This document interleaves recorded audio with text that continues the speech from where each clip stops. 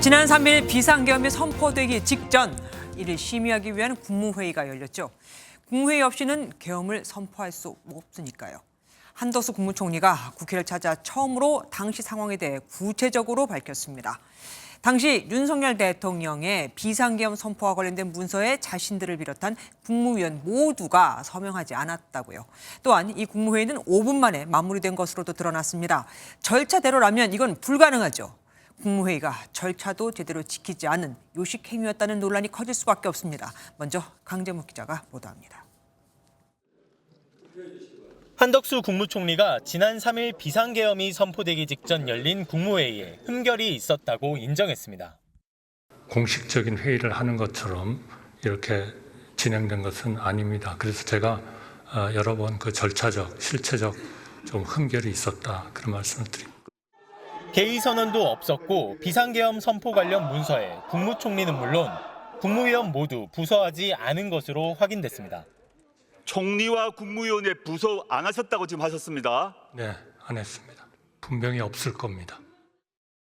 헌법 제82조에 따르면 대통령의 국법상 행위는 문서로 하고 해당 문서에는 국무총리와 관계 국무위원이 부서한다고 돼 있는데 이를 지키지 않은 것입니다. 한 총리는 회의에서 국무위원 모두 계엄에 반대했다고 주장했습니다.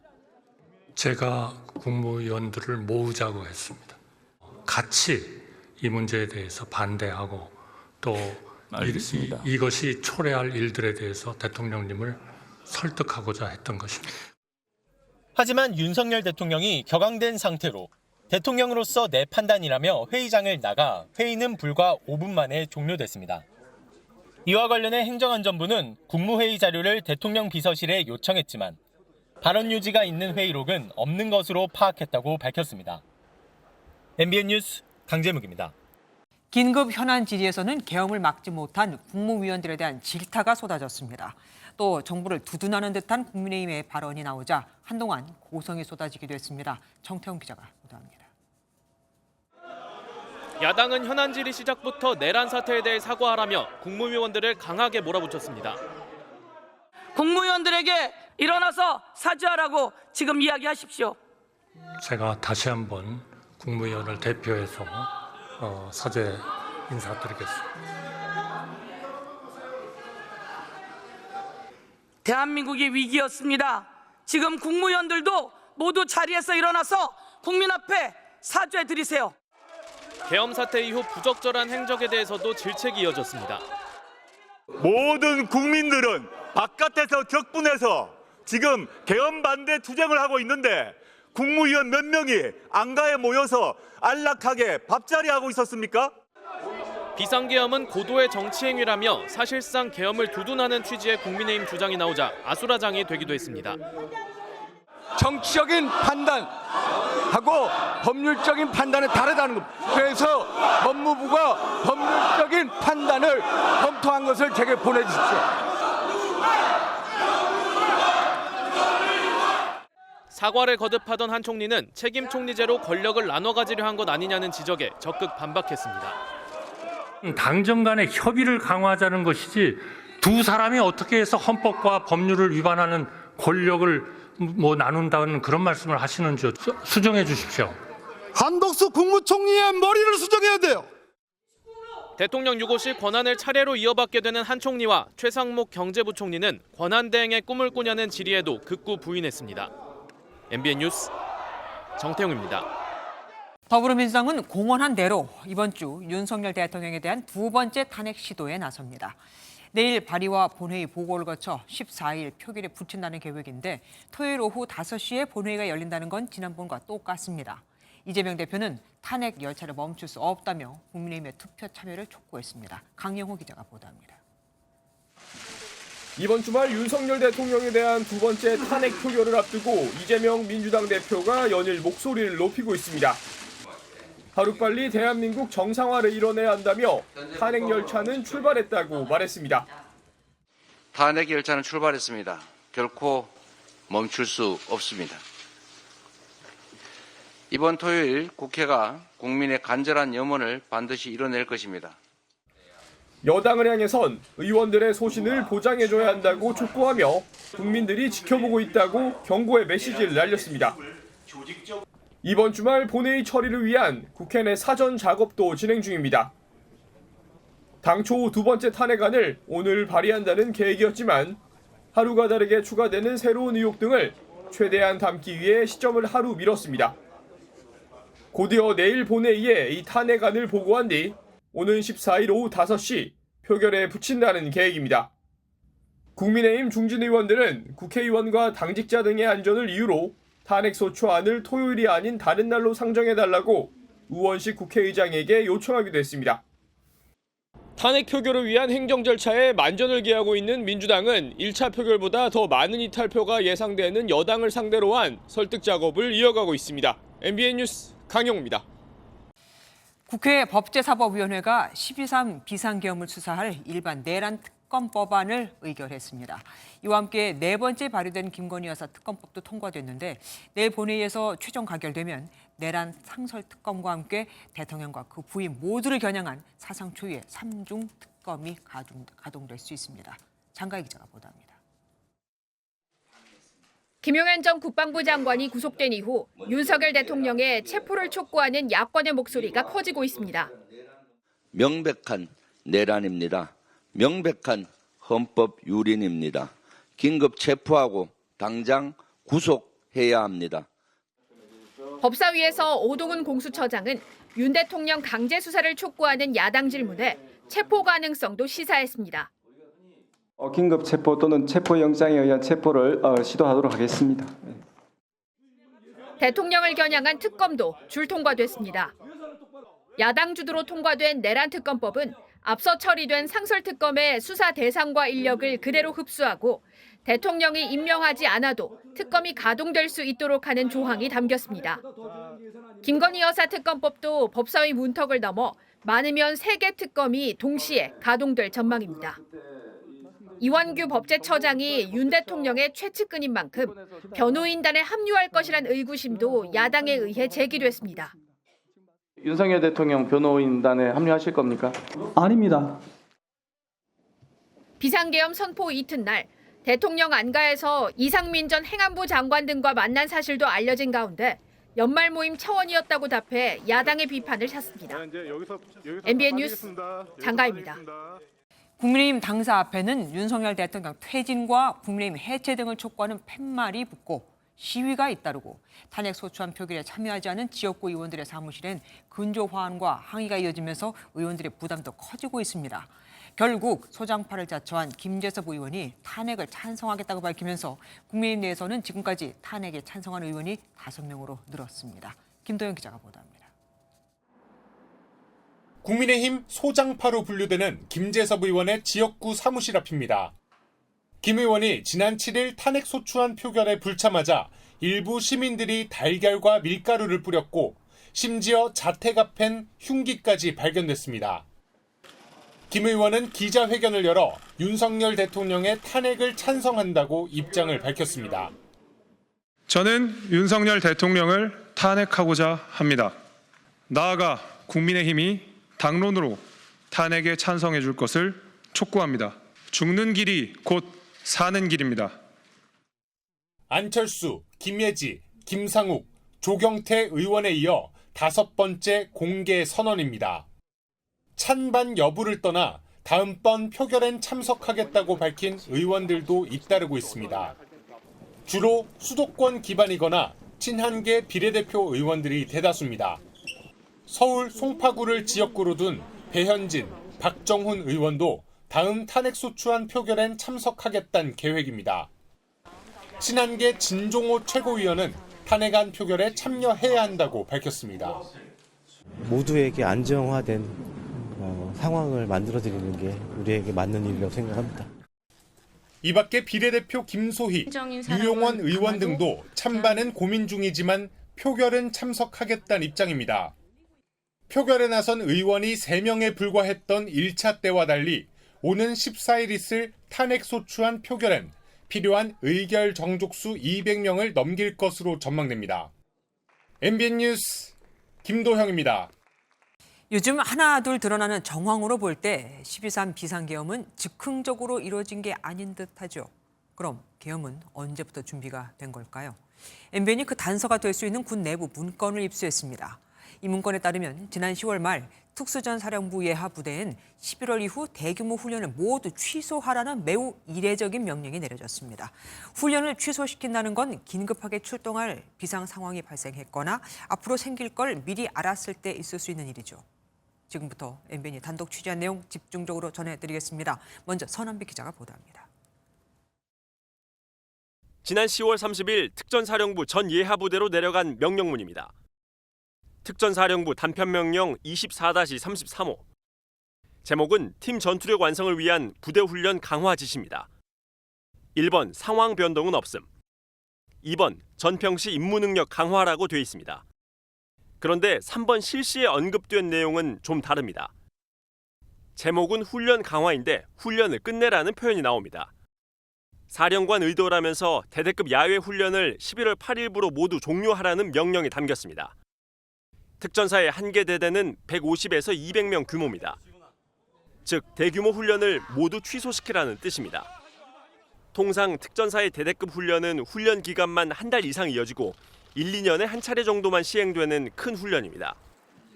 해당 명령문은 곽종근 특전사령관 명의로 특전사 예하 전 부대에 하달됐습니다. 장성 출신의 한 퇴역 군인은 대규모 훈련 취소는 이례적인 일이라며 국가적 비상 상황이 일어날 걸 미리 알았을 가능성이 있어 보인다고 말했습니다. MBN 뉴스 선한빛입니다. 실제로 이 명령문이 하달된 이후 특전사 소속 각 대대급 훈련들은 줄줄이 취소됐습니다. 준비에만 2주 이상이 걸리는 대규모 훈련들이 불과 시작 닷새를 남겨두고 갑자기 취소된 건데 왜 이렇게 전격적으로 훈련을 취소시킨 건지, 혹시 비상계엄에 투입할 병력을 미리 대기시키려고 했던 건 아닌지 의심이 드는 대목입니다. 이어서 이혁재 기자가 단독 보도합니다. 지난 3일 비상계엄이 선포된 뒤 특전사 예하 병력이 투입됐습니다.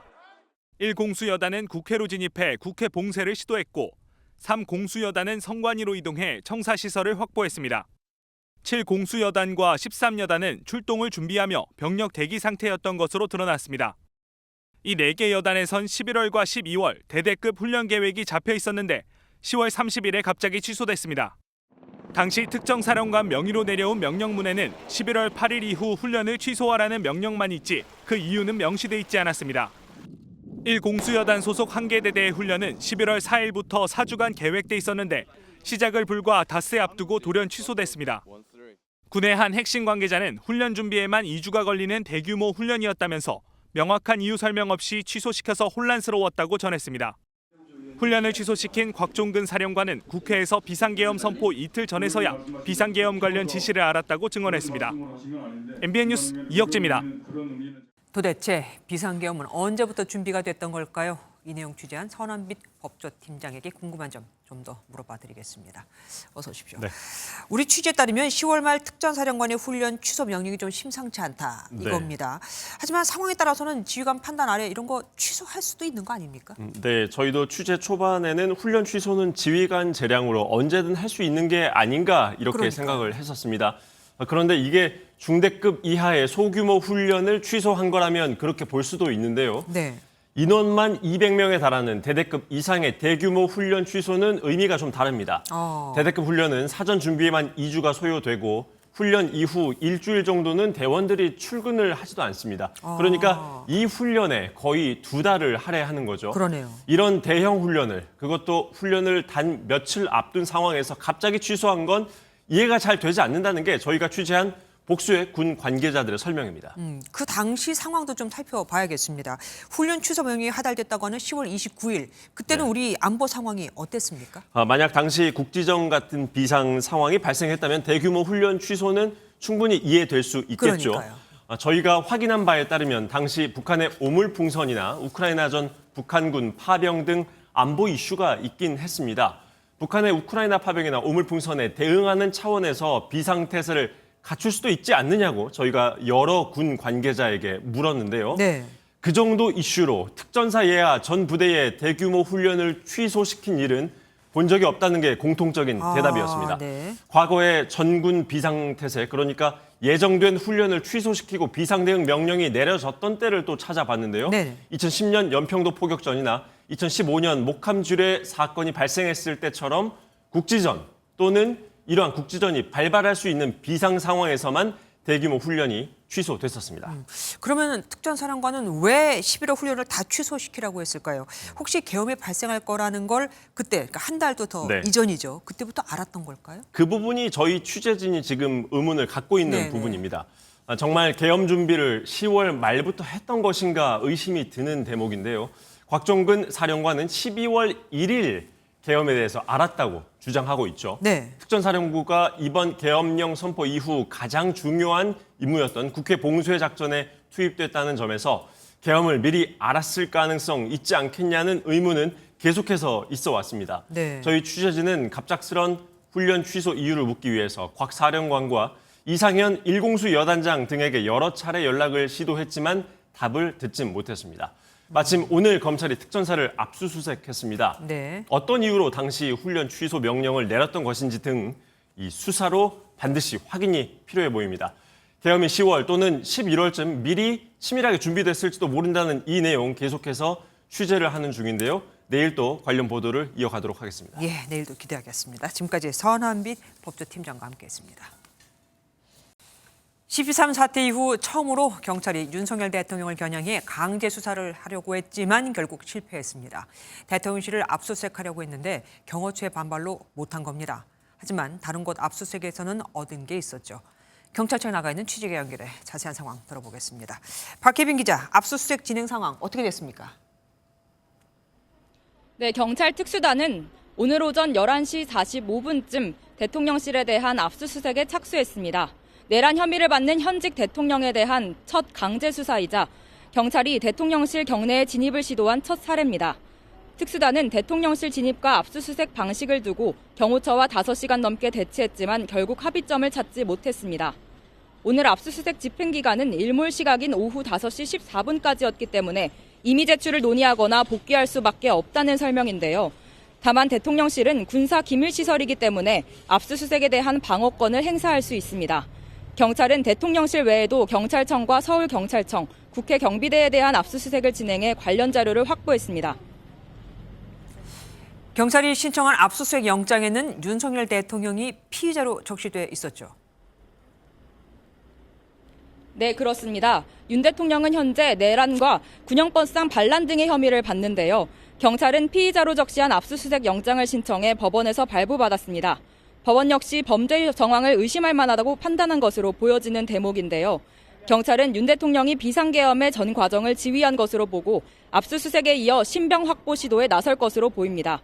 특히 내란죄는 중형이 불가피한 중대범죄인 만큼 긴급 체포에 나설 가능성도 제기됩니다. 특수단은 오늘 새벽 조지호 경찰청장과 김봉식 서울청장을 긴급 체포해 조금 전부터 2차 조사를 벌이고 있는데요. 두 사람의 진술을 바탕으로 윤 대통령 행적과의 연결고리가 있는지 확인할 방침입니다. 지금까지 경찰청 국가수사본부 앞에서 MBN 뉴스 박혜빈입니다. 이번에는 대통령실로 가보겠습니다. 전정인 기자. 지금 대통령에 대해서 아주 강제 수사가 들어간 겁니다. 그런데도 대통령실 아무런 입장 발표가 없는 겁니까? 네, 경찰이 오늘 전격적으로 대통령실 압수수색에 나서면서 이곳 대통령실은 긴장감이 감돌고 있습니다. 대통령 경호처가 경찰의 압수수색을 저지하면서 대치하는 상황이 벌어졌는데요. 이에 대해 대통령실 관계자는 법과 이전 정부에서의 관례에 입각해 대응하고 있다고 밝혔습니다. 야당의 압수수색 방해 비판에 압수수색을 거부하는 것은 아니라는 겁니다. 압수수색 대신 과거 사례처럼 임의 제출 형식으로 자료를 제출할 가능성도 있습니다. 전 기자, 윤 대통령이 잦은 사퇴 로드맵 대신 탄핵 심판을 받는 쪽으로 정했다는 보도가 나오고 있습니다. 이에 대해서 혹시 대통령실 설명이 나온 게 있습니까? 네, 대통령실에서 아직까지 공식적으로 밝힌 내용은 없습니다. 당에서도 대통령 뜻이 아닐 것이다, 확인된 바가 없다고 일축하는 등 14일 탄핵 표결을 앞두고 조심스러운 분위기가 감지되는데요.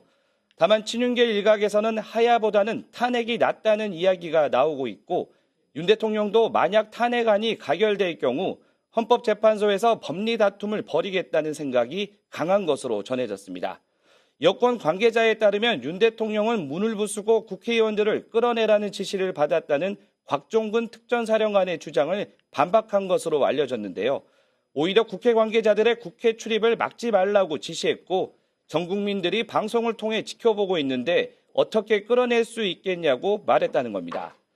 현재 관저에 머무르고 있는 것으로 알려진 윤 대통령은 자신을 향한 강제 수사와 탄핵 심판에 대비하기 위해 변호인단 구성에 착수했는데요.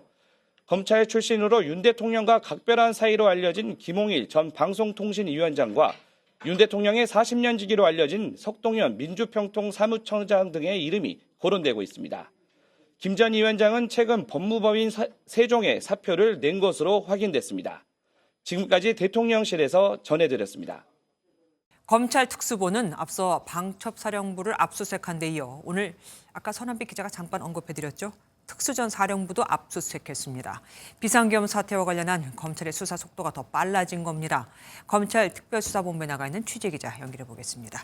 노아린 기자, 검찰이 이번 내란 사태와 관련된 군부대들을 계속해서 지금 조사하고 있습니다. 네, 검찰은 오늘 경기 이천에 있는 육군 특수전 사령부와 곽종근 사령관 자택을 압수수색했습니다. 특전사는 비상계엄 당시 국회에 707 특임단을 진입시킨 부대입니다. 곽 전 사령관은 어제 윤석열 대통령에게 직접 전화를 받았으며 계엄과 관련한 내용을 알고 있었다고 말했습니다. 의결 정족수가 아직 다 안 채워진 것 같다. 빨리 문을 부수고 들어가서 안에 있는 인원들을 끄집어내라 라고 말씀을. 검찰은 조만간 곽 사령관을 피의자 신분으로 불러 윤 대통령과 김 전 장관의 구체적인 지시사항 등을 확인할 전망입니다. 검찰은 정치인 체포를 시도하고 포고령 작성에도 관여했다는 의혹을 받는 방첩사령부에 대해서도 사흘째 압수수색 중입니다. 대검찰청은 내일 특수본의 검사와 수사관 15명을 추가 지원하겠다고 밝히며 수사에 속도를 내는 모습입니다. 예, 비교적 수사 템포가 늦어 보이는 공수처도 처음으로 주요 인물을 불러서 조사했다고요.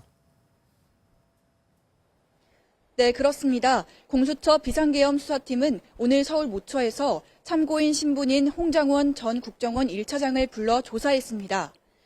공수처는 홍 전 차장이 국회에 출석해 발언한 내용이 사실인지 조사한 것으로 알려졌습니다. 앞서 홍 전 차장은 계엄 선포 직후 윤 대통령에게 방첩사령부를 지원하라는 지시를 받았고 여 사령관에게 주요 정치인에 대한 체포 명단을 들었다고 폭로한 바 있습니다. 홍 차장은 공수처 조사를 받은 뒤 검찰에도 참고인 신분으로 출석해 현재 조사를 받고 있습니다. 지금까지 검찰 특수수사본부에서 전해드렸습니다. 경찰 국가수사본부 특별수사단이 대통령실을 비롯해 경찰청, 서울경찰청 등에 대한 압수수색을 하고 있습니다. 비상계엄 수사가 그야말로 하루가 다르게 급물살을 타고 있는 건데요. 사회부 장동건 기자와 좀 더 자세히 짚어보겠습니다. 어서 오십시오. 장 기자, 대통령실 경내를 압수수색한다는 게 이게 가능한 겁니까? 네, 우선 대통령실 같은 경우는 국가보안시설로 지정돼 있기 때문에 압수수색에 대한 방어권을 행사할 수 있습니다. 네. 과거 박근혜 전 대통령의 국정농단 사태 때도 검찰이 청와대 압수수색에 나섰다가 결국 필요한 자료를 외부에서 건네받는 방식으로 이뤄졌는데요. 네. 이번에도 경찰 특수단은 경호처와 약 5시간 대치 끝에 일몰 시각이 지났고 현재는 자료를 이미 제출할 것인지 확인 중입니다. 다만 아직 영장 집행 기간이 남아있는 만큼 경찰은 다시 압수수색을 집행할 가능성이 커 보입니다. 다른 수사에 비해서 굉장히 수사 속도가 빠른 걸 지금 알고 계실 거 아니에요. 경찰이 이렇게 전격적인 압수수색을 이렇게 진행하게 된 이유가 뭘까요? 네, 경찰 특수단은 이번 사건의 주요 인물인 김용현 전 국방부 장관의 집무실과 자택을 압수수색하며 수사에 속도를 내고 있습니다. 하지만 검찰이 김 전 장관의 신병을 확보해 구속하면서 내란죄 수사 주체를 자처한 경찰이 체면을 구기게 됐다는 평가가 나왔는데요. 네. 여기에 특전사령부와 수방사령부에 대한 압수수색 영장을 신청했지만 검찰에서 영장을 청구하지 않으면서 또다시 수사가 막혔다는 내부 불만까지 감지됐습니다. 결국 경찰은 대통령실 압수수색 카드를 꺼내들며 이번 사건의 핵심인 윤석열 대통령에 대한 직접 수사에 나섰다는 해석이 나옵니다. 조지호 경찰청장과 김봉식 서울청장이 오늘 새벽에 긴급 체포됐다는 소식도 들었습니다. 개헌 발표 3시간 전 윤 대통령과 회동했다는 의혹 때문이죠. 네, 의혹의 핵심은 지난 3일 윤석열 대통령이 계엄 선포 3시간 전 조지호 경찰청장과 김봉식 서울경찰청장을 서울 삼청동에 있는 대통령 안전가옥으로 불렀다는 겁니다. 이 회동에서 계엄군이 장악할 대상 기관과 인물들이 적힌 A4 용지 한 장짜리 지시사항이 조 청장에게 전달된 것으로 전해졌는데요. 네. 이러한 의혹이 사실이라면 적어도 경찰 수뇌부는 계엄 선포를 사전에 알고 있었던 셈입니다. 그러네요. 경찰 특수단은 오늘 오후 조지호 경찰청장과 김봉식 서울청장을 다시 불러서 관련 의혹을 캐묻는 것으로 알려졌습니다. 예, 잘 들었습니다. 지금까지 장동건 기자와 함께했습니다. 고맙습니다. 계엄 당시 윤 대통령과 김용현 전 장관 등 주요 수뇌부들의 중요한 통화는 모두 비화폰으로 이루어졌습니다. 비화폰이란 도청과 감청이 어렵게 보안 기능에 적용된 전화기인데요. 이번 사태의 진실을 밝힐 핵심 증거임에 틀림없는데 정작 초기 수사기관의 압수수색 목록에서는 빠져 있었습니다. 이승민 기자가 보도합니다. 계엄 당시 중요 상황마다 비화폰이 등장합니다. 대통령께서 저에게 비화폰으로 전화를 하셔서 어디쯤 가고 있느냐. 홍장원 전 국정원 1차장과 대통령 사이 은밀한 통화도 마찬가지입니다. 대통령과는 통상 안보폰으로 전화를 하는데 보안 프로그램이 깔린 비화폰은 겉보기로는 일반 스마트폰과 구분할 수 없습니다. 과거엔 2세대의 이동통신망을 주로 썼지만 2020년부터는 갤럭시 S20 기반 단말기가 보급됐습니다. 별도 앱을 통해 비밀 전화가 가능하고 전용 메신저로 안전하게 자료를 주고받을 수 있습니다. 인터넷, 와이파이, 테더링, USB 기능은 차단됩니다. 군 수뇌부는 물론 부대장급까지도 비화폰을 쓰기 때문에 계엄 사태가 어떻게 준비되고 진행됐는지 기록이 남아있을 가능성이 있습니다.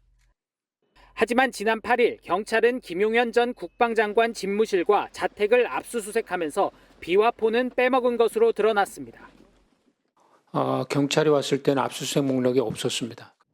경찰은 뒤늦게 김 전 장관의 비화폰을 확보하기 위한 압수수색에 나섰지만 단말기의 경우 초기화하면 확보할 수 있는 기록이 거의 없을 것이란 지적이 나옵니다.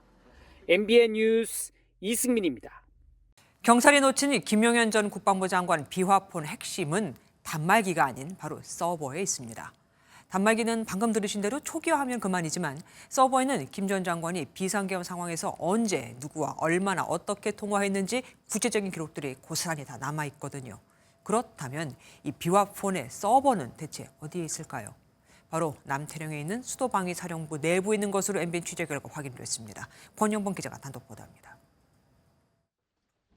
야당은 비상계엄 상황에서 김용현 전 국방부 장관 등 계엄군 수뇌부가 사용한 비화폰 서버를 확보해야 한다고 요구했습니다. 서버 압수할 생각이 있습니까? 예, 저희가 주도해서 적법 절차에 따라서 보안폰하고 서버에 대해서 점거 보존 조치할 수 있도록 그렇게 하겠습니다. MBN 취재 결과 김 전 장관의 비화폰 서버는 남태령에 위치한 수도방위사령부 내부에 있는 걸로 확인됐습니다. 군 관계자는 MBN에 경찰의 비화폰 압수수색 영장 재신청 결과를 지켜보고 있는 상황이라고 전했습니다. 영장이 발부된다면 장소가 군부대인 만큼 국방부 조사본부가 경찰과 동행해 서버를 확인할 예정입니다. 만약 영장이 발부되지 않는다면 국방부 조사본부가 정식으로 영장을 신청해 직접 데이터 확보에 나설 가능성도 있습니다. 또 다른 군 수사당국 관계자는 압수수색이 이뤄지면 체증 장비로 통화 내역 등 데이터 확보가 가능하다고 설명했습니다. 비화폰 서버에 담긴 김 전 장관의 구체적인 통화 내역이 이번 비상계엄 사태의 실체를 밝힐 중요한 단서가 될 전망입니다. MBN 뉴스 권용범입니다. 한편 검찰이 김용현 전 국방부 장관에 대해 청구한 구속영장은 발부가 됐습니다. 김 전 장관이 12.3 비상계엄 사태 이후 휴대전화를 3번 이상 교체하는 등 증거인멸 정황이 인정된 건데 계엄 사태에 대한 첫 법원의 판단이 나온 거죠. 이제 비상계엄을 주도한 그 윗선, 바로 윤석열 대통령을 향한 수사에도 더 속도가 붙을 겁니다. 이시열 기자가 보도합니다. 12.3 비상계엄 사태의 핵심 피의자인 김용현 전 국방부 장관이 구속됐습니다. 비상계엄 사태가 발생한 지 일주일 만에 관련자에 대한 첫 구속 사례가 나온 겁니다. 앞서 김 전 장관이 모든 책임은 본인에게 있다며 영장실질심사를 포기한 만큼 법원은 심사 없이 검찰이 제출한 수사 기록을 검토해 영장을 발부했습니다. 서울중앙지법은 김 전 장관의 구속 사유로 범죄 혐의의 소명 정도, 범죄의 중대성, 증거를 인멸할 염려를 고려했다고 밝혔습니다. 형법상 내란 혐의가 최고 사형까지 가능한 중범죄라는 점과 김 전 장관이 휴대전화를 수차례 교체하는 등 증거인멸 정황이 있다는 검찰의 주장이 받아들여진 겁니다. 법원은 김 전 장관의 구속영장에 적시된 윤석열 대통령과 공모해 국헌문란을 목적으로 폭동을 일으켰다는 내용이 소명된다고 판단한 것으로 보입니다. 검찰이 김 전 장관의 신병을 확보함에 따라 사실상 내란의 수괴로 지목된 윤 대통령에 대한 소환 조사도 조만간 이뤄질 가능성이 있습니다. MBN 뉴스 이시열입니다. 그런데 구속영장 심사 결과를 기다리며 구치소에 수감돼 있던 김용현 전 장관이 자살을 시도했습니다. 야당은 계엄이 윤석열 대통령이 아니라 김용현 중심으로 이루어진 것처럼 검찰이 질문을 했다. 검찰이 내란의 핵심을 윤 대통령이 아닌 김 전 장관으로 몰고 가려는 의도를 갖고 있는 것 같다고 의심했었죠. 이번 일도 검찰이 김 전 장관에게 모든 책임을 씌우려고 해서라고 주장했습니다. 강세영 기자입니다. 김용현 전 국방부 장관이 어제 서울 동부구치소에서 자살을 시도했습니다. 오후 11시 52분쯤 구속심사 결과를 기다리며 대기하는 방에서 벌어진 일이었는데 구치소 직원이 곧바로 달려가 막았습니다. 통제실에서 근무자가 발견하고 바로 출동을 해서 도착을 하고 문을 여니까 바로 시도를 포기하고 나온 사례가 있었습니다. 법무부는 진료 결과 김 전 장관의 건강은 이상이 없다며 현재 정상적으로 수용 생활을 하고 있다고 밝혔습니다. 김 전 장관의 소식이 알려지자 야당은 꼬리를 자르는 게 아니냐는 의혹을 제기했습니다. 계엄 사태의 책임을 김 전 장관에게 뒤집어 씌우려 하자 이어진 행동이었다는 겁니다. 혹시 검찰에서 내란 수괴를 윤석열 씨가 아니라 김용현 전 국방장관으로 몰아갔기 때문에 본인이 억울해서 박성재 법무부 장관은 과도한 추측이라고 선을 그었습니다. 저는 그렇게 생각하지 않습니다. 여러 가지 사정이 있었을 건데 제가 알 수는 없는. 김 전 장관 측은 이 사건과 관련해 입장을 내지 않은 가운데 검찰은 김 전 장관을 오늘 오후부터 불러 조사를 이어갔습니다. MBN 뉴스 강세현입니다. 그동안 검찰, 경찰, 공수처 모두가 비상계엄과 관련된 수사를 하겠다고 나서면서 내란죄 수사를 누가 맡느냐 혼란이 계속됐었는데 또 야권이 검찰이 대통령 봐주기 수사를 한다며 수사에서 검찰은 손을 떼라고 요구했음에도 법원이 검찰이 청구한 김용현 전 국방부 장관에 대한 구속영장을 발부하면서 일단은 검찰 내란죄 수사권을 인정받게 됐습니다. 이렇게 수사의 정당성을 확보해서일까요? 검찰, 공수처의 이첩 요구도 사실상 거부했습니다. 최희지 기자입니다. 법원이 12.3 비상계엄 사태와 관련된 내란죄 수사에 대해 검찰의 수사권을 인정한다는 판단을 내놨습니다.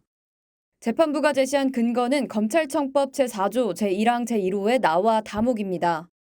검찰이 김용현 전 국방부 장관 구속영장 청구서에 조지호 경찰청장을 내란 공모자로 적시했는데 이에 따라 12.3 비상계엄 사태가 남혹에 해당하는 경찰 공무원 범죄라고 판단한 겁니다.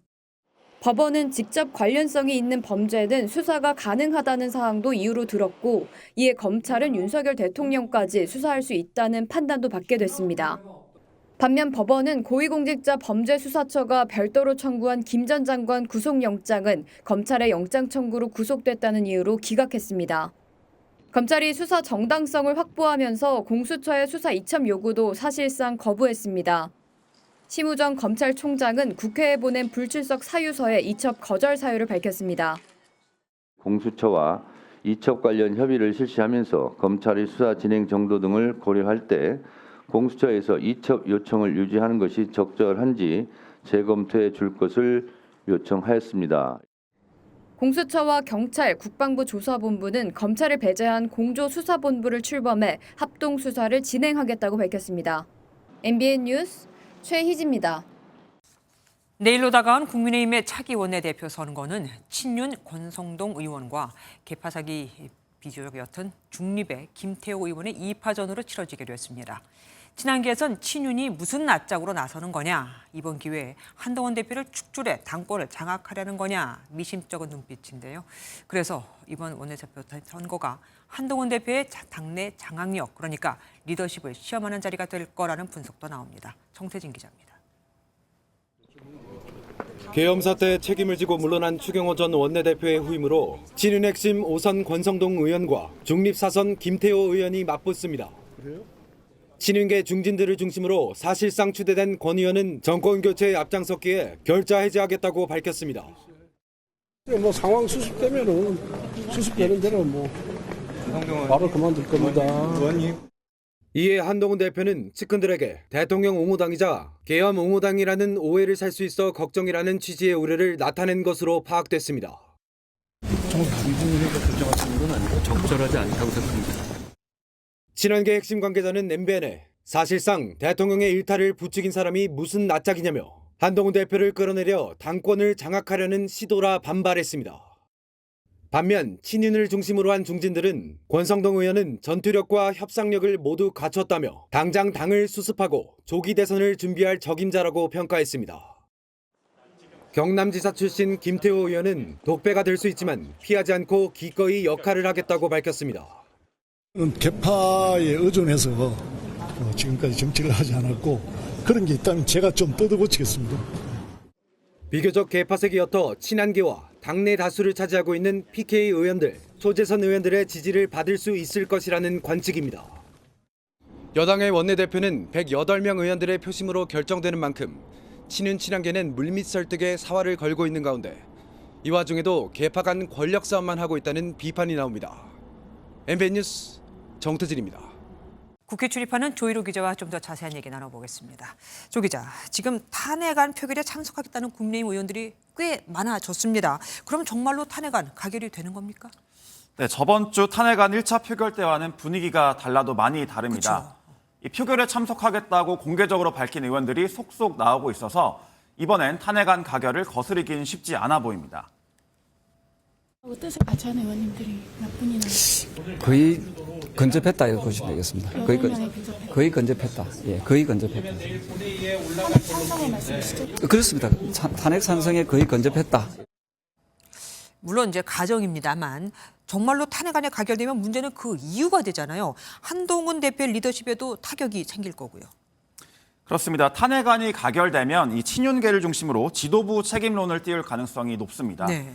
탄핵 사태에 대한 책임을 지고 지도부가 사퇴해야 한다고 요구하는 거죠. 구체적으로는 최고위원 사퇴를 통한 비대위 체제 전환 시나리오를 구상하고 있다는 얘기가 이 당 안팎에서 나오고 있습니다. 국민의힘 당원당규상 선출 청년 최고위원 5명 가운데 4명이 사퇴하면 지도부가 해체되고 비대위 체제로 전환해야 하는데요. 현재 선출 청년 최고위원 중 친윤계는 인요한, 김민전, 김재원 최고위원으로 3명입니다. 여기서 한 명만 더 사퇴하게 되면 비대위 체제로 전환되는데 네. 이 앞서 친한계 장동혁 최고위원이 탄핵안이 가결되면 사퇴한다고 밝힌 바 있습니다. 이렇게 되면 한동훈 체제는 사실상 무너지고 당내 서열 2위인 원내대표가 당대표 권한대행을 하게 돼 당권을 쥘 수 있습니다. 따라서 친한계와 친윤계는 내일 원내대표 선거에서 누가 신임 원내대표가 될지를 주목하고 있습니다. 네. 다만 권성동 의원은 오늘 입장문을 내고 한 대표는 전당대회에서 63%의 지지를 받아 당선된 정통성 있는 대표라며 이런 지도부가 중심이 돼서 혼란을 헤쳐나가야 하는 마당에 붕괴는 가당치 않다고 밝혔습니다. 그러면서 친윤계가 합심해 한동훈 체제를 붕괴시킨다는 음모론은 악의적이라고 강조했습니다. 어쨌든 당내에서는 어떻게 반응하고 있습니까? 네, 친한계의 한 의원은 탄핵안이 가결되면 한 대표가 위험해질 것이라며 이 비대위 체제로 갈 가능성이 크다고 우려했습니다. 중립지대 한 의원도 MBN에 설령 이번에 탄핵안이 부결되더라도 다음번엔 가결될 것이라며 이 가능성이 있는 시나리오라고 밝혀왔습니다. 한동훈 대표 책임론에 반발하는 의견도 있었습니다. 한 친한계 핵심 관계자는 대통령이 나서서 탄핵해달라고 하는 상황인데 왜 현 지도부가 탄핵에 대한 책임을 져야 하느냐며 반발했습니다. 네. 그러면서 권성동 의원이 원내대표가 되는 순간 이 비상계엄에 대한 의견을 밝혀야 한다며 목소리를 높였습니다. 예, 그 당내에 친한계, 친윤계만 있는 건 아니잖아요. 비교적 개파색이 옅은 의원들, 이분들도 고민을 많이 하겠습니다. 그렇습니다. 이 중립지대 의원들의 고심이 깊어지는 부분도 바로 이 지점인데요. 이 계엄 사태를 거치면서 친한계 쪽으로 기운 의원들이 몇몇 있었는데 네. 이 사태를 해결하는 과정에서 한 대표의 리더십에 아쉬움을 표하는 의원들도 있었고요. 이 반대로 친윤계로 기울자니 한 대표를 쫓아내는 듯한 이미지로 비칠 수도 있어서 이 내란 옹호당, 친윤 정당이란 딱지가 붙을까 우려하고 있습니다. 한 중립성향 초선 의원은 지금 당이 무너지게 생겼는데 친한 친윤이 어딨냐며 리더십 있는 사람이 원내대표직을 맡아 당을 살리는 게 우선이다, 이렇게 의견을 밝혀왔습니다. 그 안에서도 또 나뉘는 거네요. 지금까지 정치부 조일호 기자와 함께했습니다. 우원식 국회의장이 국정조사를 제안했습니다. 이미 대통령에 대한 수사가 진행이 되고 있고 특검도 출범을 앞두고 있지만 국민적 관심이 높은 만큼 국회에서 공개적으로 진행되는 국정조사도 진행을 해야 한다는 취지입니다. 사실 박근혜 정부 국정농단 때도 수차례 청문회를 통한 국정조사가 이루어지면서 탄핵안 가결을 지원 사격한 바 있죠. 우 의장은 조금 전 내란 상설특검 후보 추천위원 4명의 명단을 대통령실에 보냈다며 압박했습니다. 표선우 기자입니다. 오늘 오전 우원식 국회의장이 예정에 없던 기자회견을 열고 12.3 비상계엄 사태와 관련해 국정조사를 제안했습니다. 이 사안에 대한 국정조사는 국회의 책무라는 것이 국회의장의 판단입니다. 국회는 이번 계엄의 표적기관이자 직접적인 피해기관입니다. 이미 검경과 공수처 수사까지 진행되고 있지만 우 의장은 수사는 조용하게 진행돼 공개적인 장소에서의 조사가 필요하다고 강조했습니다. 국민들의 의혹을 하나하나 풀어가려면 공개적인 장소인 국회에서 진상을 규명해가는 작업이 전 반드시 필요하다고 생각합니다. 우 의장은 상식적으로 납득하기 어려운 비상계엄이라며 대통령의 공개 증언이 필요하다고도 말했습니다. 다만 박근혜 전 대통령의 국정농단 당시 최서원 등 핵심 증인들이 불출석하는 등 조사에 한계가 있습니다. 국정조사도 동행명령이 가능하잖아요. 따르지 않으면 고발 조치도. 거기까지 나가진 맙시다. 국조특위는 국회의장 직권이 아닌 재적의원 4분의 1 이상의 동의로 구성되고 이후 조사계획서가 본회의에서 의결돼야 조사가 실시되는 만큼 우 의장은 여야의 응답을 촉구했습니다. 민주당에선 역사의 기록에 남기기 위해서라도 적극 추진하자는 화답이 나온 반면 국민의힘에서는 특검이 쏟아지는 상황에서 무슨 의미가 있는지 모르겠다는 반응이 나왔습니다. MBN 뉴스 표선우입니다. 야권의 잠재적인 대권 주자들도 탄핵 국면에서 조금씩 목소리를 내고 있습니다. 그런데 대통령 권한대행 1순위인 국무총리 탄핵을 두고는 미묘한 온도차가 느껴집니다. 김동연 경기도지사는 내란 혐의가 있다며 강경한 대응이 필요하다고 한 반면 김부겸 전 국무총리는 너무 과하다. 윤석열 대통령 탄핵에 집중해야 한다고 했거든요. 민주당 역시 고민하는 것으로 보입니다. 너무 과하면 이 역시 역풍을 맞을 수 있으니까요. 안병수 기자입니다. 비상계엄 이후 국무위원들은 스스로 내려오거나 탄핵이 추진되며 거센 후폭풍을 맞고 있습니다. 특히 권한대행 1순위인 한덕수 국무총리의 거취가 주목됩니다. 국회 밖 대권 잠룡들도 목소리를 키우고 있는데 미묘한 의견 차이도 감지됩니다. 김동연 경기도지사는 한 총리를 직접 언급하며 엄정 수사와 탄핵 필요성을 강조했습니다.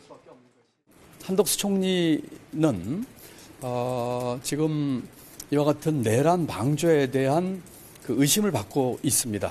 국무위원을 비롯한 또 군 일부 수뇌부들에 대한 엄정한 수사 결과에 따라서 처리를 해야 한다고 생각합니다. 반면 김부겸 전 총리는 윤 대통령 탄핵에 집중해야 한다며 국무위원 탄핵보다 여당 의원을 설득하는 것이 더 중요하다고 밝혔습니다. 한 총리 탄핵 추진에 완급 조절이 필요하다는 취지의 입장도 내놨습니다. 당내 고민은 깊어지고 있습니다. 민주당 원내 관계자는 한 총리가 이미 수사 대상에 올라 있다며 대통령과 직무대행까지 모두 끌어내리면 국정공백을 초래했다는 역풍을 맞을 수 있다고 분위기를 전했습니다. 다만 막상 탄핵을 추진하지 않으면 지지자들의 지탄을 받을 거란 우려도 읽힙니다. 친문적자 김경수 전 경남도지사는 별다른 입장을 내지 않은 가운데 문재인 전 대통령은 합헌적 대통령 권한대행을 세우라며 윤 대통령 탄핵을 촉구했습니다. MBN 뉴스 안병수입니다. 여의도 국회의사당 앞에서는 윤석열 대통령을 향한 퇴진 집회가 오늘로 일주일째 이어지고 있습니다. 윤 대통령이 비상계엄을 진두지휘했다는 주장에 따르면서 탄핵을 촉구하는 목소리도 점차 커지고 있는 건데요. 현장에 나가 있는 취재기자 연결해 보겠습니다. 심동욱 기자, 사람이 아직도 많습니다. 네, 제주로 형형색색의 LED 촛불과 윤석열 대통령의 퇴진을 촉구하는 손팻말을 든 이들의 모습 보실 수 있을 겁니다. 윤 대통령이 비상계엄을 선포한 뒤 퇴진을 촉구하는 집회가 오늘로 일주일째를 맞았는데요. 취재진이 살펴보니 어제보다 체감 온도가 낮았지만 되레 집회 참가자들은 더 늘어난 것으로 보였습니다. 이들은 모자와 장갑 등으로 중무장을 하고 윤 대통령의 탄핵을 촉구하고 나섰는데요. 두 손을 맞잡고 나온 부부뿐만 아니라 청소년, 수업을 마치고 온 대학생까지 참석자 면면도 다양했습니다. 아무리 국민의힘이나 윤석열 대통령이 국민을 기만해도 우리는 끔찍한다라는 의미의 단체를 만들어서 다 같이 오게 되었습니다. 계속 나오겠습니다. 윤석열 퇴진할 때까지 나오겠습니다.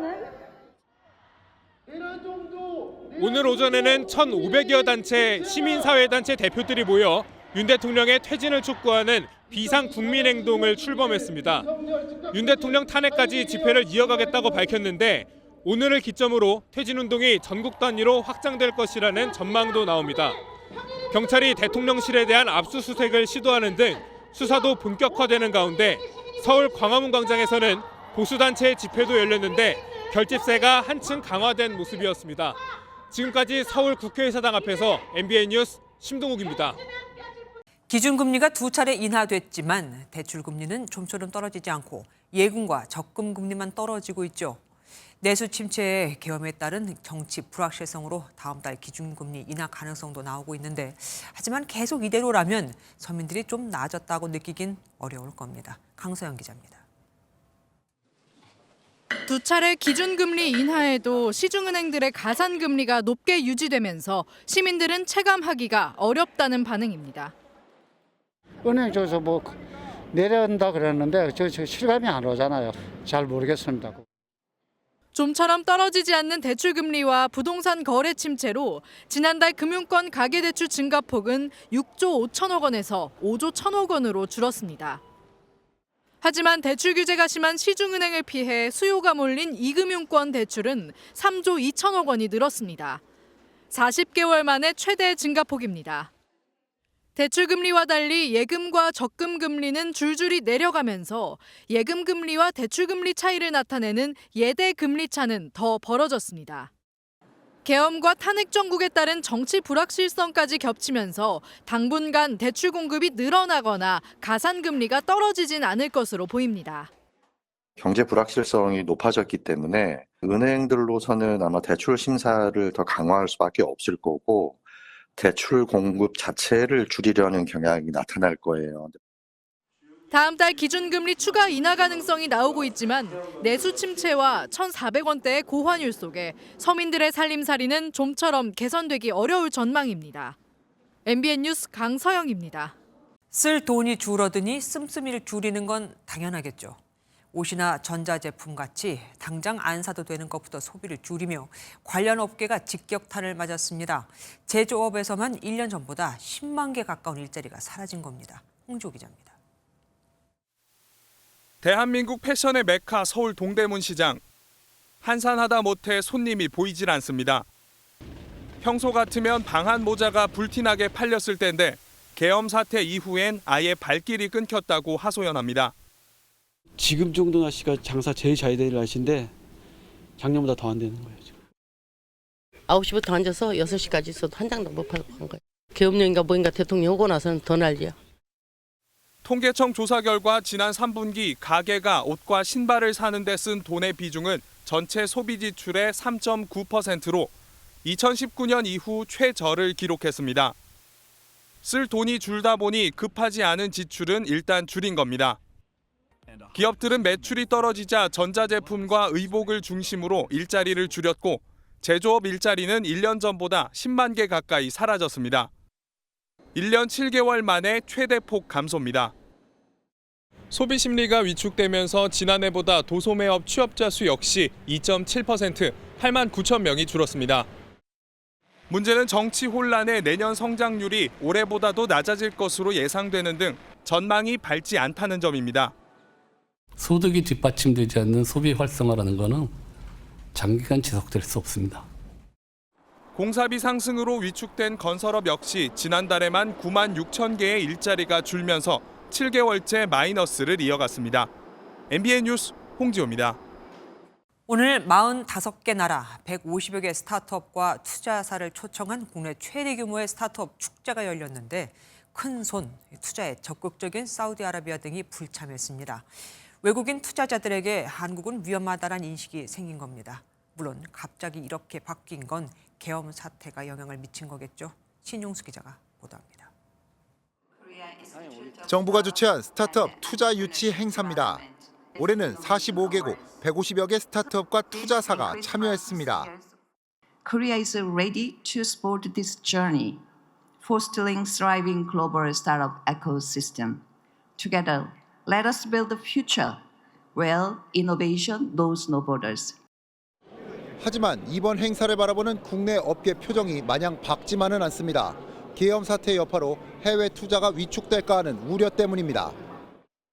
실제로 한국 스타트업 투자에 적극적이었던 사우디아라비아 기업들과 투자사가 불참을 통보해왔습니다. 현장에서 만난 한 스타트업 대표는 한국에 대한 투자가 위험하다는 이미지가 굳어질까 걱정이라고 말하기도 했습니다. 고공행진을 이어가는 환율 역시 가뜩이나 빠듯한 스타트업에게는 부담입니다. 해외에서 공장을 차린다든지 아니면 해외 파트너사에게 비용을 지급한다든지 하는 부분에서는 필요한 그 소모 비용이 훨씬 더. 주최 측은 그러나 막상 현장에 온 해외 기업들은 계엄 사태에 크게 영향을 받진 않는 것으로 보인다고 평가했습니다. MBN 뉴스 신용수입니다. 비상계엄에 대해 북한이 처음으로 입을 열었습니다. 노동신문에는 시민이 참여한 국회의사당 앞 촛불 집회 사진까지 걸었는데 시민들이 군에 대항하는 모습은 쉽지 않았습니다. 북한 주민들이 영향을 받을까 우려한 거겠죠. 참 주한 미국 대사가 본국에 윤석열 정부와는 상종을 못하겠다고 보고 있다는 주장도 나와 논란이 일었는데 조금 전 주한미 대사관에서 사실이 아니라는 입장을 내놨습니다. 김세희 기자입니다. 북한이 비상계엄 사태가 발생한 지 8일 만에 첫 반응을 내놨습니다. 조선중앙통신과 노동신문은 비상계엄령 소식을 전달하며 괴뢰 한국당을 아비규환으로 만들었다고 밝혔습니다. 북한은 지난 4일 비상계엄을 해제한 과정과 윤석열 대통령 탄핵안 표결에서 국민의힘 의원들이 집단 퇴장한 소식도 전했습니다. 보도는 비상계엄 사태, 탄핵 소동에 대해 한국 사회의 취약성이 드러났다고 덧붙였습니다. 남한 사이의 정치적 무질서, 혼란 등을 부각시키는 것이 상대적으로 정치적 안정을 보여주고 있는 자신들의 체제가 더 우월하다는 것을. 북한의 도발 등 안보에 대한 우려가 커지고 있는 가운데 한미동맹에 빨간불이 켜졌다는 지적도 나왔습니다. 김준영 조국혁신당 의원은 미국이 비상계엄 전 사전 소통이 없었던 한국에 우려를 표했다고 주장했습니다. 골드버그 대사가 김태효 차장하고 조태열 장관한테 전부 다 전화를 끄고 답을 하지 않아서 본국의 윤석열 정부 사람들하고는 상종을 못하겠다고 보고했습니다. 외교부는 계엄령 발표 직후 고위급 차원에서 주한 미국 대사와 소통했고 각급에서 한미 간 소통을 하고 있다며 김 의원의 주장을 부인했습니다. MBN 뉴스 김세희입니다. 트럼프 당선인 취임을 앞두고 미 상원과 하원이 주한미군 규모를 현재 수준에서 유지한다는 단일안을 마련했습니다. 하지만 관심에 쏠렸던 주한미군 감축을 제한할 수 있다는 조항은 복원되지 않았습니다. 트럼프 당선인의 주한미군 감축과 방위비 압박이 거세질 가능성을 배제할 수 없게 된 겁니다. 이하나 기자가 보도합니다. 미국 상원과 하원이 공동으로 마련한 내년 국방수권 법안입니다. 이 단일안은 내년 국방 예산을 1,285조 원으로 책정하며 내년 주한미군 병력을 현 수준인 28,500명으로 유지한다는 내용이 명시됐습니다. 미국의 모든 방위 역량을 사용해 한국에 대한 확장 억제 공약을 확인하고 한미동맹을 강화한다는 내용도 담겼습니다. 국방수권 법안은 미국 국방 예산과 관련한 법률적인 성격으로 이번 법안은 트럼프 행정부가 들어서는 내년 9월까지 적용됩니다. 관심이 모아졌던 주한미군 감축 제한 조항은 복원되지 않았습니다. 트럼프 1기 행정부 당시 미 의회는 트럼프 당시 대통령의 주한미군 철수와 감축을 막겠다며 주한미군 감축에 법이 정한 예산을 쓰면 안 된다는 조항을 넣었습니다. 바이든 정부에서 삭제됐던 이 조항이 트럼프 2기 행정부 체제에서 복원되지 않은 겁니다. 해외 주둔 미군 감축을 시사하며 한국에 대한 방위비 인상 압박을 시사해온 트럼프 당선인의 한국 압박 공세는 더 거세질 것이란 전망도 나옵니다. If I were there now, they'd be paying us $10 billion a year. And you know what? They'd be happy to do it. It's a money machine, South Korea. 다만 트럼프 행정부가 이 조항을 사실상 무력화할 수 있다는 점에서 복원 여부가 큰 의미가 없다는 전문가들의 분석도 나옵니다. MBN 뉴스 이한나입니다. 한강 작가가 기립박수 속에 한국인 최초이자 아시아 여성 최초로 노벨 문학상을 받았습니다. 역사적인 시상식 직후 왕족의 에스코트를 받으며 만찬 연회에 참석한 한 작가는 어두운 밤에도 우리를 이어주는 건 언어라고 말했습니다. 스웨덴 스톡홀름에서 김은영 기자가 전해왔습니다. 발끝까지 오는 검은 드레스를 입은 한강 작가가 블루카펫 위를 걸어 나와 노벨문학상 메달과 증서를 받자 기립박수가 터져나옵니다. 스웨덴 할리먼 종신위원은 한강을 소개하며 한강의 작품이 잔혹성과 상실을 말하지만 궁극적으로 진실을 추구한다고 평가했습니다. Och ta del av deras kunskap. För det handlar ytterst alltid om kunskap. Att söka sanningen också när den är omöjlig att stå ut med. 왕족의 예우를 받으며 연회장으로 내려와 수상 소감을 밝힌 한강은 8살의 폭우를 맞이한 기억을 떠올리며 운을 뗐습니다. 비를 피하는 사람들을 보고 저마다 나로 살고 있지만 연결되어 있음을 깨달았다는 것입니다. It was a moment of wonder, this experience of so many first-person perspectives. 글을 읽고 쓰는 것도 이처럼 다른 이의 내면을 만나는 일이기에 일종의 체온을 갖게 되며 언어는 어두운 밤에도 서로를 이어준다고 말한 한강. 따라서 문학은 필연적으로 생명을 파괴하는 모든 행위에 반대하는 일이라 말하며 폭력에 맞서는 문학의 힘을 힘줘 강조했습니다.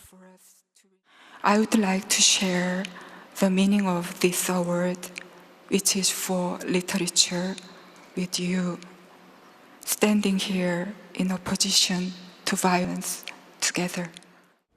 이곳 스톡홀름에서 노벨재단 주최 공식 기자회견을 시작으로 강연과 시상식 등 주요 일정을 마친 한강 작가는 한국 매체 대상 기자간담회와 대담을 통해 대중과 소통할 예정입니다. 스웨덴 스톡홀름에서 MBN 뉴스 김문영입니다. 대한민국의 새로운 성장 동력을 이끄는 기업들 집중 조명해드리는 신성장 경영기획 시간입니다. 이번엔 이미 산업계에 투입된 로봇들 얘기인데요. 이 덕에 내년엔 고객 맞춤형 전기차 전용 스마트 공장도 완성이 될 예정이라고 합니다. 번뜩이는 아이디어와 혁신 기술로 중무장한 기업들, 정혜린 기자가 전합니다. 수많은 로봇팔들이 동시에 전기차 차체를 빠르고 정확하게 조립합니다. 조립에 필요한 부품들은 무인지게차가 즉시 실어 나릅니다. 차는 흰색 도로 위에 자동으로 도장이 돼 나오고 타이어마저 로봇이 자동으로 장착합니다. 그룹 최초로 전기차 전용 공장을 가동하고 있는 이 기업은 국내외에 늘어나는 전기차 수요를 감당하고 생산 능력을 높이기 위해 혁신 기술도 대거 도입했습니다. 친환경, 탄소 배출 저감, 작업자 친화적이라는 키워드로 전환한 전기차 전용 공장입니다. 전기차 대중화를 위해 연간 15만 대의 생산 능력을 갖춘 핵심 생산 거점으로 활용될 예정입니다. 내년엔 의료, 운송 등 고객 맞춤형 전기차를 전용 생산하는 스마트 공장도 완성할 예정입니다. 독보적인 기술력으로 세계 시장에 관심을 받는 기업도 있습니다. 거대한 알루미늄판이 기계 속으로 빨려 들어가 구멍이 만들어집니다. 온돌용 열전도판을 개발한 이 강소기업은 특히 전 세계 시장 50%의 점유율을 차지한 알루미늄 콘덴서 케이스를 만들고 남은 부산물을 재활용해 탄소 중립도 실현하고 있습니다. 제품의 질을 높이고 납품 기일을 맞추기 위해 공장은 70%가량 자동화됐습니다. 공장 무인화를 통해서 현장 안에 힘든 작업, 어려운 작업은 작업자들이 완전히 배제되고 그저 생각하고 컨트롤하고 버튼 누르고 감시하는 작업자들만 두는 걸로 만들자.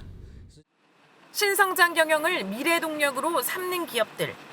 아이디어가 세상을 바꾼다는 모토 아래 더 넓은 시장을 주목하고 있습니다. MBN 뉴스 정혜린입니다. 스포츠 뉴스입니다.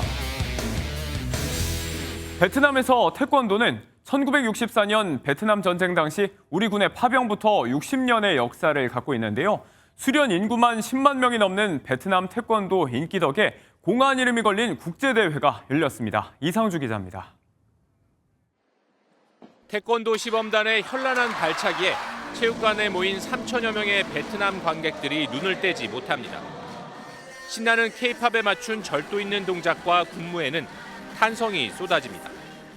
Khi xem buổi biểu diễn taekwondo thì mình cảm thấy đây là một bộ môn rất là hay và thú vị và mình muốn học taekwondo. 세계 경찰관 스포츠 교류를 위해 세계 경찰 태권도 연맹이 주최한 이번 대회는 베트남에서 열린 태권도 쇼케이스였습니다. 베트남 공안 스포츠에도 태권도부가 있고요. 하노이 쪽에서는 경찰 태권도로 인해서 지금 태권도 붐이 다시 일어나고 있다는 많은 여론들이 있습니다. 베트남 태권도 연맹에 따르면 전국에 약 1,100개 정도의 도장이 운영되고 있으며 수련 인구만 10만 명이 넘을 정도로 최근 태권도의 인기가 많습니다. 행사를 주관한 베트남 공안부도 한국의 태권도가 자국의 체력 증진과 예의 교육 등에 긍정적인 영향을 미칠 것으로 기대했습니다. Việc tổ chức giải taekwondo cảnh sát châu Á tại Việt Nam năm 2024 tại Việt Nam. 이번 대회를 계기로 한국과 베트남 경찰 태권도인들이 기술을 공유하고 국제대회에서 상호 교류함으로써 양국의 태권도 증진에 도움이 될 것으로 기대합니다. 베트남 하노이에서 MBN 뉴스 이상주입니다. 현재 강원 산지로는 대설특보가 발효 중입니다. 내일 이른 새벽까지 이들 지역으로는 많은 눈이 내려 쌓일 텐데요. 강원 산지의 많게는 5cm, 그 밖에 동해안에 따라서는 1cm 안팎의 눈이 나 5에서 10mm의 비가 섞여 내리는 곳이 있겠습니다. 이 비와 눈이 내리면서 동해안에 내려져 있던 건조특보는 대부분 해제되는데요. 아직 부산과 울산 지역에는 건조주의보가 발효 중이고요. 당분간 서해안과 제주도로는 초속 15m 안팎의 강한 바람이 불겠습니다. 내일은 전국에 가끔 구름 많은 가운데 아침 기온이 오늘보다 2에서 3도 정도 낮겠습니다. 중부지방은 서울이 영하 2도, 춘천은 영하 4도까지 떨어지겠습니다. 남부지방도 호남 내륙으로는 영하권으로 출발하는 곳이 많겠고 한낮 기온은 오늘과 비슷하거나 약간 더 낮겠습니다. 모레부터 서쪽 지역을 중심으로는 비나 눈이 길게 이어지겠습니다. 오는 주말에는 서울 아침 기온이 다시 영하 4도까지 뚝 떨어지겠습니다. 내셨습니다.